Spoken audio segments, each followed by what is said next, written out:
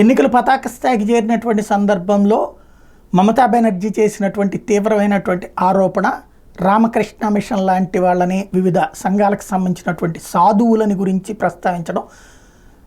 ఇంతకుముందే చెప్పాను నేను, హిందువుల్ని తీవ్రవాదులుగా చిత్రీకరించే ప్రయత్నం కాంగ్రెస్ పార్టీ చిదంబరం చేశారు. మాలిగావ్ పేలుళ్ళని అడ్డుపెట్టి సాధ్వి ప్రాచి అట్లాగే కల్నల్ పురోహితుల్ని అడ్డుపెట్టి నిజమైన తీవ్రవాదులు దొరికినా వాళ్ళని వదిలేసి వీళ్ళని హిందూ తీవ్రవాదులుగా పెట్టి హిందువులే తీవ్రవాదులని ప్రపంచ దేశాలకు తెలియజేసి హిందూ తీవ్రవాదం అని మరొక కొత్త పదాన్ని చేర్చడానికి ఒక పెద్ద కుట్ర జరిగింది ఆ టైంలో.